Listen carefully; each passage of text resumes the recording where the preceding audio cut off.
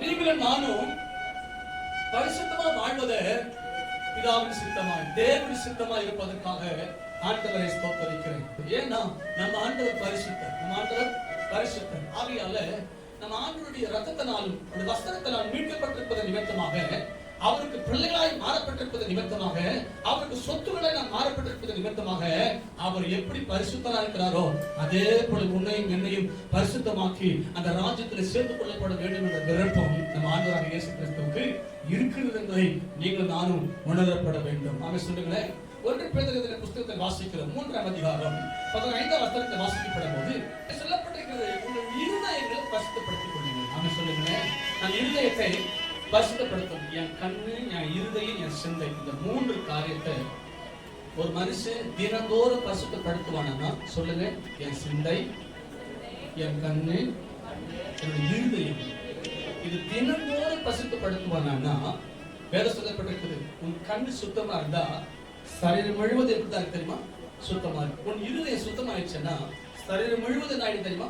சுத்தமாயிடும். உன் சிந்தை சரியா இருந்துச்சுன்னா உன் சரீரம் முழுவதும், அப்போ இந்த சரீரம் முழுவதும் எது இழுங்குது அப்படின்னா வழிநடத்துச்சுன்னா இந்த 3க்குள்ள மெயின கண்ணு ரொம்ப பார்க்குது.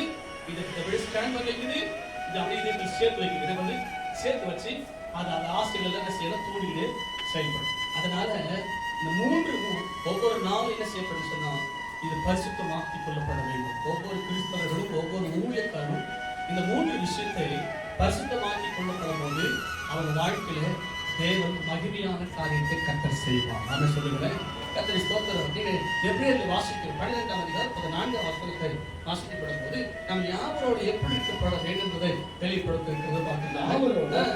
சமாதானமா இருக்கவும் பரிசுத்தம் உள்ளவர்களா இருக்கவும். இங்க யாவரோடு நாம் எப்படி இருக்கப்பட விஷயம்னா சமாதானமா இருக்கணும். எப்படி இருக்கப்படணும்? பரிசுத்தமாக நாம் என்ன செய்யணும்?